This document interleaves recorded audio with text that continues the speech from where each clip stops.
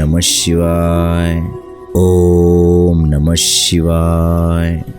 गरीबी उस समस्या को कहते हैं जिसमें व्यक्ति अपने जीवन काल में मूलभूत आवश्यकता तथा जैसे रोटी, कपड़ा, मकान और अपने बच्चे को अच्छी शिक्षा का शौक पूरा करने में असमर्थ होता है। उस व्यक्ति की कमाई बहुत ही कम होती है तथा गरीब रेखा के नीचे माना जाता है। अपने मूल आवश्यकता को पूरा करने में वो बहुत ही असमर्थ होता है। नमस्कार साथियों, माय बाप। इस वीडियो के अंदर मैं आप लोगों को ये बताऊंगा कि अपने घर के अंदर गरीबी आने के संकेत क्या होते हैं और गरीबी हमारे घर के अंदर किस तरह से प्रवेश करती है। इस वीडियो के अंदर हम लोग ये जानने की कोशिश करेंगे वेद शास्त्रों के अनुसार हमारे घर के अंदर गरीबी आखिर कैसे प्रवेश करती है। और तो और इस वीडियो के अंदर मैं आप लोगों को एक ऐसा मंत्र देने जा रहा हूँ जिसके प्रयोग करते ही, जिसका उपयोग करते ही आपके जीवन के अंदर से गरीबी का प्रवेश, गरीबी की समस्या देखते ही देखते निकल जाएगी। आपके सारे जो काम हैं वो बनने शुरू हो जाएंगे। आप देखते ही देखते गरीबी से बाहर आने लगेंगे। मेरी आपसे एक ही विनंती है, इस वीडियो को आपको आखिर तक देखना है। चलिए वीडियो को शुरू करते हैं और देखते हैं घर में गरीबी आने के सबसे प्रमुख कारण कौन से हैं। साथियों, वास्तुशास्त्र के अनुसार हर व्यक्ति अपने जीवन के अंदर आगे बढ़ने के लिए हमेशा प्रयास करते रहते हैं, बहुत सारी मेहनत करते हैं, पूरी लगन और ईमानदारी के साथ काम करते हैं, फिर भी जिंदगी भर गरीबी का शिकार बने रहते हैं। अपने जीवन के अंदर भरपूर कष्ट के बाद भी वो अमीर नहीं बन पाते। तो इस गरीबी के पीछे अनेक कारण हो सकते हैं। वास्तुशास्त्र के अनुसार बहुत से ऐसे कारण हैं जो हम लोग हमारे घर के अंदर दोहराते रहते हैं, फिर से बार बार करने की कोशिश करते रहते हैं। उसी वजह से हमारे घर के अंदर गरीबी का वास होता है, गरीबी प्रवेश करती है, हमारे सर के ऊपर कर्जा हो जाता है। सबसे पहला कारण ये है, आपके घर में लगे हुए पेड़ पौधों की पत्तियां सूखने लगे तो उसे तुरंत ही कटवा लीजिए। घर में लगे पेड़ पौधे हमेशा हरे भरे होने चाहिए। घर में पेड़ पौधों की पत्तियां सूखने कभी नहीं चाहिए, वरना बुध ग्रह खराब होता है और इसी से आपके ऊपर कर्ज पड़ता है। पेड़ पौधों को रोजाना पानी देना चाहिए, उन्हें सूखने कभी नहीं देना चाहिए। इसके बाद हम लोग दूसरा कारण भी जान लेते हैं।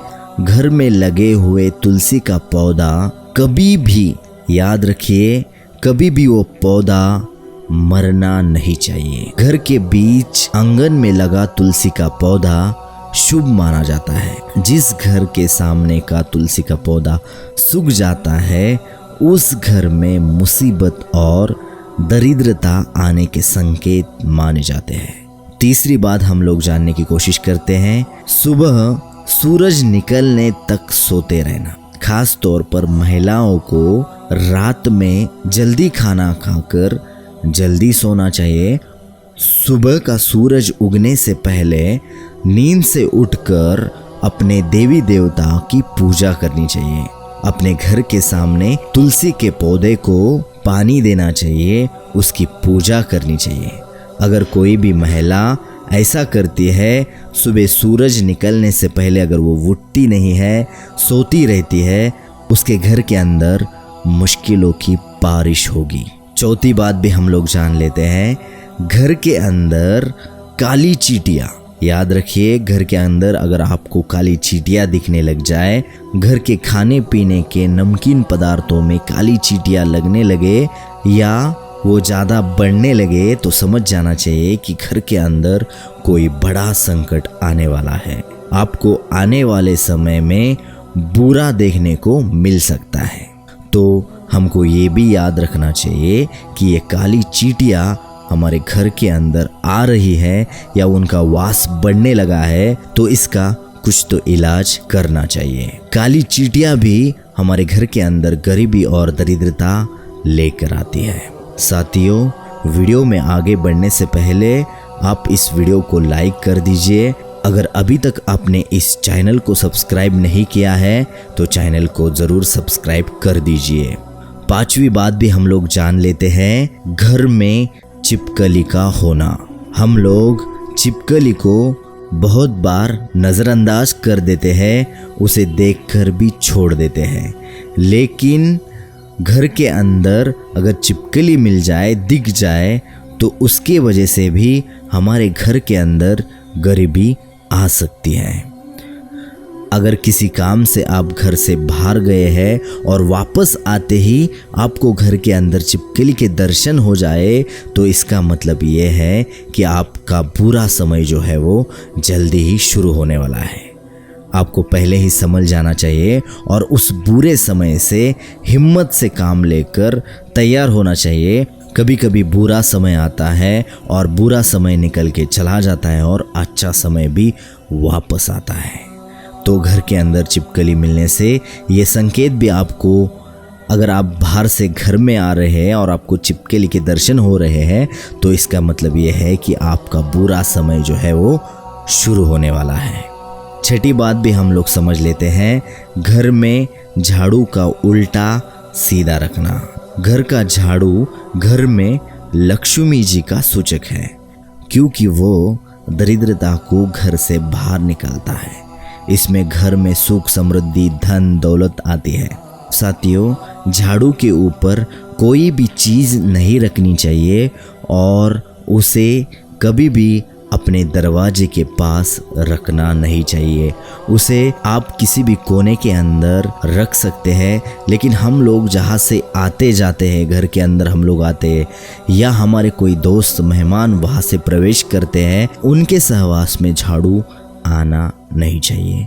अगर ऐसा होता है, कोई बच्चा उसको खेलते हुए उसको यहाँ से वहाँ करता है, फिर भी ये हमारे घर के लिए गलत हो सकता है, हमारे लिए गरीबी के संकेत आने का एक मार्ग हो सकता है। सातवीं और आखिरी बात भी मैं आप लोगों को बता देता हूँ, कौवा, साधारण सा दिखने वाला पक्षी, ये भी हमारे गरीबी का कारण बन सकता है। अगर किसी महिला के सर के ऊपर कौवा आकर बैठ जाए तो उसके पति को समझ लेना चाहिए कि हमारे घर के अंदर ऐसी बहुत बड़ी समस्या आने वाली है और उस समस्या के लिए उसे तैयार रहना चाहिए।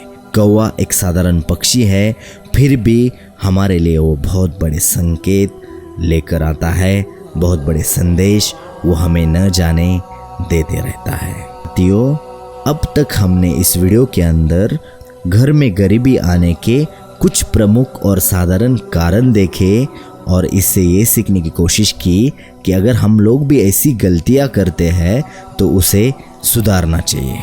लेकिन आप चाहे लाख कोशिशें कर ले, फिर भी आपके घर के अंदर से गरीबी का वास नहीं मिटता, तो एक ही उपाय बचता है जिसका उपयोग करके हम लोग अपने घर के अंदर की गरीबी को हटा सकते हैं, अपने घर के अंदर खुशियाँ और धन की प्राप्ति कर सकते हैं। और उस उपाय का नाम है देवों के देव भगवान शिव जी।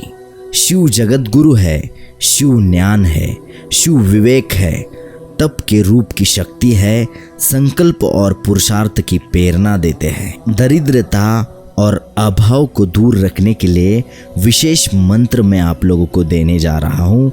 इस मंत्र का प्रयोग अपने जीवन के अंदर जैसे जैसे मैं आप लोगों को बताने जा रहा हूँ वैसे वैसे कीजिए और अपने घर की गरीबी को हमेशा के लिए दूर कीजिए। आपके घर के अंदर खुशियाँ लेकर आइए। शिव के इस मंत्र को, गरीबी को हटाने के लिए शिव की पूजा बहुत ही प्रभावी मानी जाती है और हमारे पुराने ग्रंथों में साफ साफ लिखा है कि भोलेनाथ शिव का ये मंत्र गरीबी को दूर करने में बहुत ही सटीक है। आपको नित्य क्रम से निवृत्त होकर स्नान करके भगवान शंकर और माता पार्वती और नंदी को गंगा जल या पवित्र जल चढ़ाए। पश्चात शिवजी को खास तौर पर चंदन, अक्षत, बिल्वपत्र, धतूरा या आंकड़े के फूल चढ़ाएं। उसके बाद आपको अपने कुल देवता को नमन करना है, उनकी पूजा करनी है, उनको खुश रखना है। और ध्यान से सुनिए, मैं अब आपको एक मंत्र देने जा रहा हूँ। इस मंत्र को आपको प्रांत काल में सुबह जल्दी उठकर स्नान करके इस मंत्र का स्वच्छ मन से जाप करना है। और इस मंत्र को आपको कम से कम 3 महीने तक इसका जाप करना है। आपको मांस मदिरा का सेवन भी 3 महीने तक बंद कर देना है, ताकि आप पर शिव जी का और आपके कुल देवी देवताओं का आशीर्वाद बना रहे। तो मंत्र जो है वो आपके स्क्रीन के ऊपर है। इस मंत्र को आप किसी भी पेन से पेपर पर लिख लीजिए। याद रखिए, पेन की स्याही काली नहीं होनी चाहिए, लाल होनी चाहिए। इस मंत्र के जाप के बाद भगवान शिव जी के लिए घी, शक्कर, घी, आटे से बने प्रसाद का भोग लगाए। इसके बाद धूप दीप से आरती करें और प्रसाद सबसे पहले अपने गुरुजनों को, बुजुर्गों को और अपने परिवार के सारे सदस्यों के साथ ग्रहण करें और इस मंत्र का जाप 3 महीने तक करते रहें। साथियों, मुझे उम्मीद है आपने इस वीडियो में जो मंत्र देखा वो आपके जीवन के अंदर सुख और धन का वास लेके आए।